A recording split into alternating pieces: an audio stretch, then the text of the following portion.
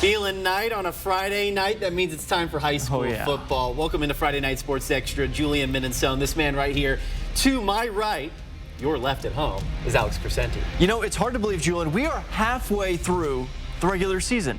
It seems like we just started, what, last week? Right, and this week was special because we got to christen the new One Spokane Stadium right across the street from our studio here.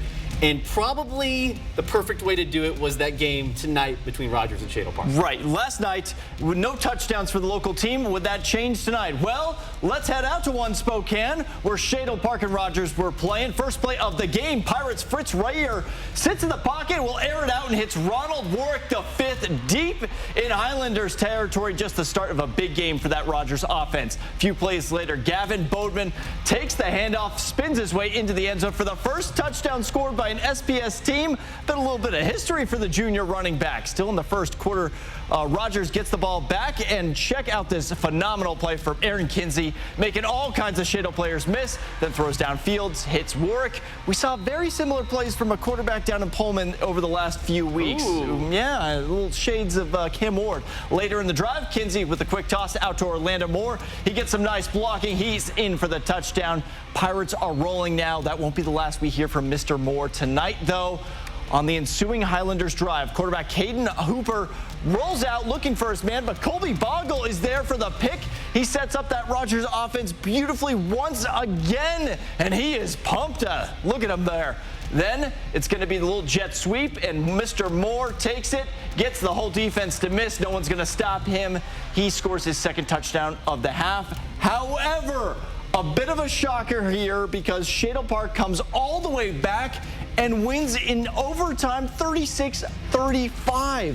What a finish there. Now, Gonzaga Prep visiting Ridgeline. Both teams entered this game with one loss. They wouldn't exit the game with one loss, though. Something had to give. Ridgeline with the ball to start. Check out this catch from Falcons receiver Easton Amond. Who needs two hands? The one-handed catch sets up Ridgeline at the goal line. He has to celebrate after that one. Now, here they are at the goal line. Landon Gardner goes over the middle for the touchdown. Ridgeline takes the early lead. But Gonzaga Prep wasn't about to go down like that. G Prep with the ball. And the reverse to Isaiah Dawkins. Fooled everybody. Touchdown Bullpups. Gonzaga Prep gets down early, but then completes the comeback in this one. 27-14 over Ridgeline. Head over to Union Stadium, where Meade was hosting Central Valley in an all-important league matchup. In the third quarter, Panthers driving. Jimmy Fromm takes the handoff and has a nice little gap. Oh, if he had just not broken that ankle tackle, he'd be still running at this point. That doesn't matter, though, because Meade knocking on the door. Jimmy gets the call, and we promise he scored there. Ref, you're in our way. You're in Jimmy's way.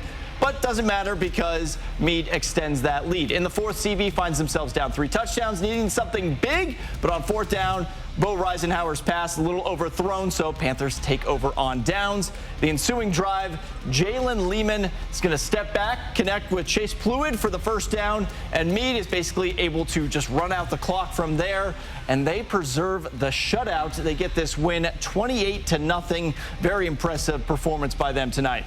University taking on Ferris. Earned, never given is the motto on the University high school threads right there. Let's see if they actually earned it tonight, though. U-High with the ball, fourth down at the goal line, leading 7-3. Caleb Walcott taken down by a gang of Ferris defenders. That's a turnover on downs. Ferris takes over. Now, here are the Saxons with the ball. John Olsen looking, scrambling, trying to get something downfield, but he's taken down by Ryan Saplizio as Ferris doesn't score there. They would ultimately get the ball back, though, and have one last chance to try and win this thing. Check this out. Ferris with the ball, trying to get a Hail Mary downfield, but Dominic Victor comes flying in for the sack. He's pumped. Game over. It wasn't pretty, but University gets it done. Low-scoring game, 7-3 over Ferris. So we had high-scoring games, low-scoring games. Yeah, if Ferris and University aren't careful, they're going to get invites from the Big Ten. Okay, that is exactly you couldn't help yourself, could you? I could not. I had to do it. I had to do it. Yeah, maybe the Big 10, Big 12, who knows? But on the other side of the break, we're going to have some great highlights. We're going to go out to East Valley, West Valley, a little rivalry, and some Idaho teams when Friday Night Sports Extra comes back. You know, I know the Cougs are off this week, Yep. but I cannot wait for rivalry week. That Apple Cup's going to be delicious this year. Oh, I cannot wait. Can we just skip to that? Well, we'd have to skip through a lot of these games. We have to skip through a lot of these games, but there was some rivalries this weekend. West Valley on the road taking on East Valley. Construction-themed night at East Valley. Says they're building champions. Well, let's see if they can do that. East Valley with the ball trailing by 2 touchdowns. Pull up on me, Diesel Wilkinson.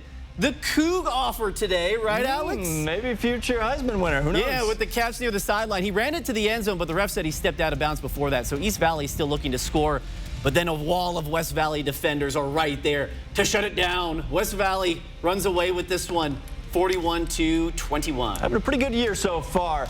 Let's head out to Idaho. Mount Spokane taking on Post Falls, the rare out-of-conference game. Mount Spokane comes out throwing TJ Haberman to Ryan Bochers. He scrambles for some big yardage there. First down. Yep, he's going to signal it there. Then the Wildcats going to finish off the drive. Haberman connects with Bowden Gardner. We've heard his name time and time again, and it doesn't get old. Now Post Falls gets a little tricky here with a fake punt up to Tevin Burns for the first down, but the drive stalls. Then in the fourth quarter, Post Falls is throwing, but Ben Jorman reads the QB's eyes and gets the pick for the big return. It's going to be tough to beat Mount Spokane. They get another big victory tonight, 29-13, one of the top teams in the state of Washington. All right, Sandpoint taking on Lake City. Big time game here at Lake City. Sandpoint starts out with the ball, getting close, handing it off to Max Frank for the touchdown. The big fella rumbles ahead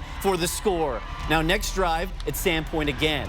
Drew Lehman throws an absolute dart to Max Frank again. Now the refs say stayed in bounds, stayed control, corralled it to the ground. He caught it. Now Lake City on the defense forces a turnover with Jericho Shaver right there, recovers the fumble, and they're going the other way, and this leads to Lake City's Avery Cherry. We've said his name a couple times, sneaking one in for the touchdown for Lake City.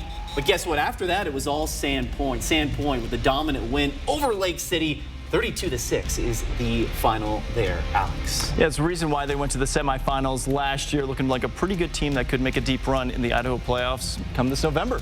We're going to see a lot of great plays on the other side of the break as well when Friday Night Sports Extra returns. Your top plays, number 3, 2, and 1, we'll count them down on the other side of the break. Don't go anywhere. You know, I feel like we should have the top plays of the week should have its own theme music. Right. The same way we do at the start of the show. We should talk to production about that, I think. Yeah, I mean, I seriously think, because every week it seems like we get top plays and then the other plays from the previous week. Right. It's just nonstop because of the great talent that we have out here, including somebody who's in our top plays that could be making top plays on Sports Center for the Cougs one day, potentially. Maybe. I know Jake Dickerts had a busy week on the recruiting trail, and then another offer came to someone here in our area. Play number 3 goes to East Valley's Diesel Wilkinson, makes an amazing grab there on the sideline for the score. The ref says he stepped out. We say he was in there. He's been making plays for the past few years. Like I said, he already has an offer from Idaho, gets the WSU offer today, so a pretty big Friday night for him, right? Yeah, it's just the fall, but he's going to have some big decisions to make here in the near future that affect his future. Either way, I'm sure fans here would love to see him at a school in this general area, whether it be Washington or Idaho. That'd be awesome. Play number 2 goes to Aaron Kinsey from Rogers High School. Does his best Cam Ward impression here. Look at that, just escaping the pressure, finds his man downfield for the first down play. We've seen that time and time again from Cam Ward down in Pullman. Aaron Kinsey also starting to get a little bit of looks there. If you were at the game tonight, you would have missed the Eastern Washington scouts there looking at Mr. Kinsey. So maybe we're going to see him playing at the next level next year. Huge right there for Mr. Kinsey. Now, our top play of the night goes to Ridgeline receiver Easton Amon. Amon makes this one-handed grab on the sideline. Gets the foot down. Gets the foot down. That's tough to do. I mean, he couldn't help himself. Yeah. He was trying to be calm there on the sideline, then walked in and then had to give his buddy a chest bump. Oh, he's going to go back. He's going to come to class on Monday morning. He's like, I'm the coolest kid here. That's going to be on the TikTok, on the huddles. Professional pages as well. Gonzaga Prep, they get the win, though, in this game, 27-10. to 14. All right, so a lot of great high school games. Right. Cougs are off this week. On that bye week. So they can't lose. Nope. So they remain undefeated through 1 week before taking on UCLA the following week at the Rose Bowl. No, but they'll probably move up in the rankings because number 10 Utah lost to number 19 Oregon State. That's so correct. Naturally, they'll probably move up to maybe at least 15 here. We'll see what else would happen. But big matchup tomorrow over in Cheney.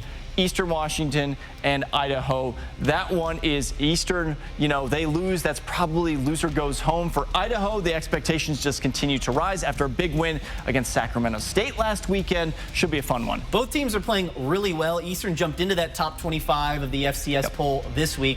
Idaho has never won on the red. No. So they're trying to do something they haven't done before. They have the talent to do so. But Eastern, coming off 2 straight wins, UC Davis, then Sela. Yeah. They're playing as well as anybody right now, so you're getting both programs at a hot time. Good chance we're going to see a shootout there. These offenses can move the ball down the field, so, you know, take the over. Yeah, 1 o'clock kick tomorrow. We'll have team coverage from Cheney. We'll see you guys next week.